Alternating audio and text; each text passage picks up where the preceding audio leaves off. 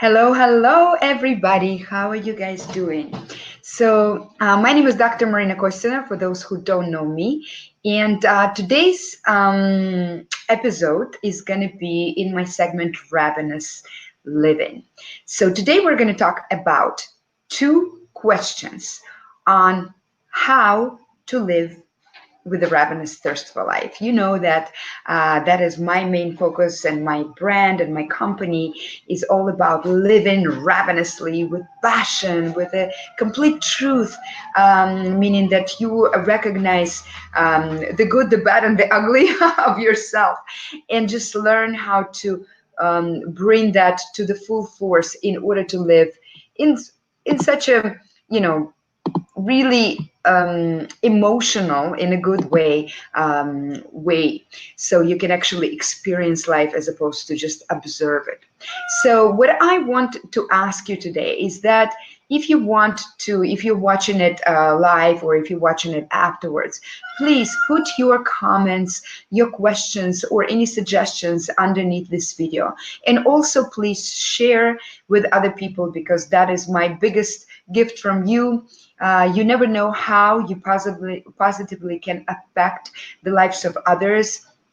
I received tons of emails and messages where somebody said that they saw an episode on their friend's timeline, and it really helped them. Sometimes even, saved them from a different situation in life.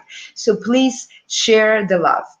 So, very quickly, what are these two important questions to ask yourself and to be able to answer?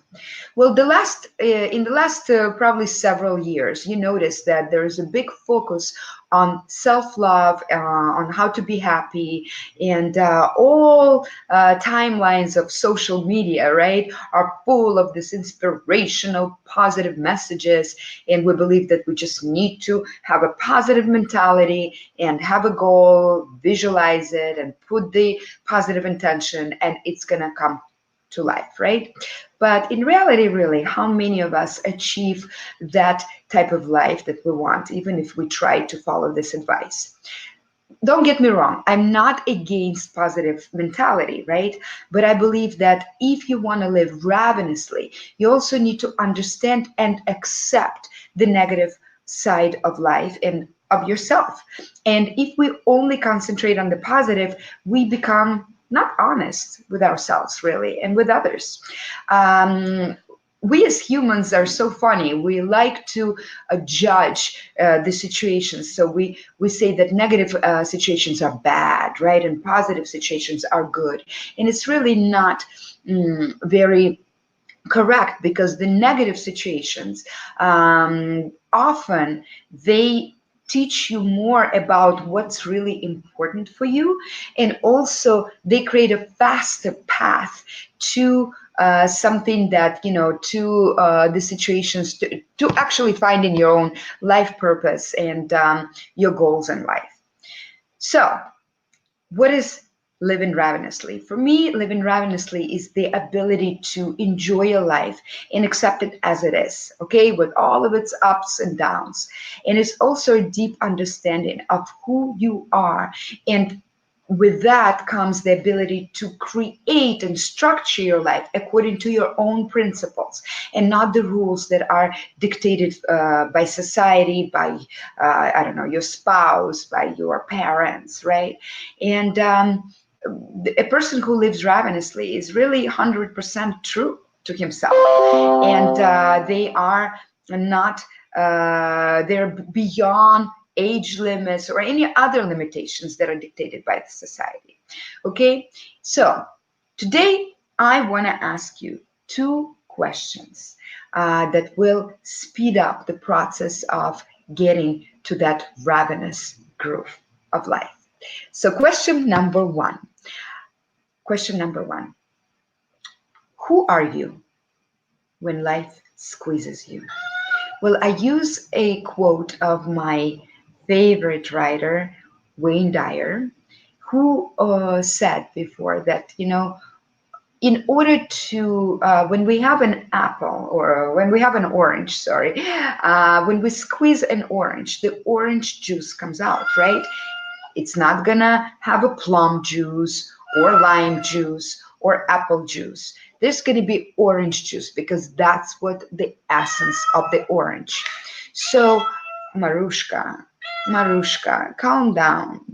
Marushka wants to participate always. So, no matter how many times, no matter who squeezes the orange juice comes out, right? Now, who are you? Who are you when you have negative situations in life?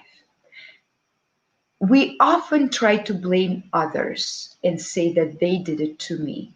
But if you start really analyzing, and for that, you need to start writing things down. Get a journal, get a little notebook, and start writing down situations that cause your negative reaction.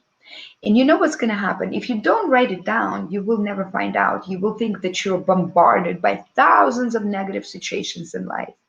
But if you start writing them down, you will realize that actually most of them are about the same thing, about one or two things in life.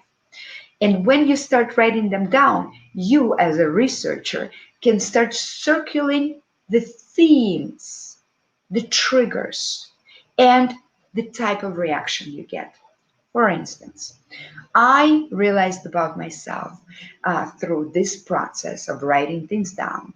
I realized that I mainly stress out in life because of two things.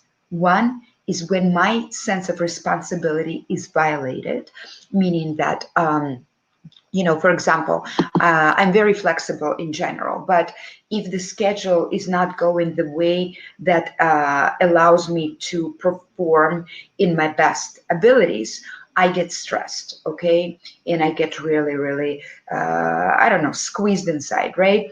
So it comes because of the huge sense of responsibility that I have. And I want to serve, right? And so when I feel that that ability is threatened, I become triggered, right? So in other situations, types of situations that really get to me and make me angry, is the violation of the a violation of the idea of what's the how do you say it of what's right, like fairness, that's the good word. So when things are not fair, they kind of get to me, and I wouldn't be able to realize these things about myself unless if I didn't do this exercise. So try to do these exercises, and then you will be able to realize that, okay, so why do I get triggered like that? Because all of our positive um, qualities, they also have an extension into the negative world, right? So for instance, my sense of responsibility can show up in the ugly way too, right? It can show up as control. It can show up as the need to make sure that everybody's feeling good. So it's almost like kind of pleasing people, right? It can show up as taking responsibility for somebody else's reactions. So once you realize that, you become aware, and awareness is the most important step, because then when you're not aware, you can't change anything. But if you're aware of your own issues, right, then you can really learn how to work on them. And so now I stop myself in that situation, right? The second thing, um, the second question that I want you to ask yourself is, what makes your heart sing? And actually, it is one of the most difficult questions to answer. Often clients come to me and I ask them, okay, so what do you need to be happy? And they really don't know, because we are conditioned by decades, for decades, to suppress our negative emotions. When we suppress our negative emotions, we don't know what positive things we like, right? We also try to serve and please everybody else from the childhood. The school tells us what to do, our parents tell us what to do, then we have partners that tell us what to do. So it's a very difficult question to answer. And that's why I want you to start writing down situations when you feel that you are in the flow, right? There is this beautiful book, The Flow, and I would love for you to um, read it, to read it if you want to, of course. And there's a phrase that I really like the most, that being in the flow, I'm paraphrasing, I'm not reading it, is when we feel that we can drop the need to control situation. And that is exactly what I want you to start writing down. When do you need to stop controlling the situation? When are you so absorbed into the activity that you forget to eat, sleep, that the time disappears? When your all of your fears and your self-doubt disappears? So write these down, even if they're simple, even if they're not about a big life purpose. Just write them down, and then again, put a researcher hat on and start circulating the themes that unite all of those experiences. Okay. And then those two questions already are going to give you so much juice, so much information about who you are, where you want to go, and how to live with a ravenous thirst for life.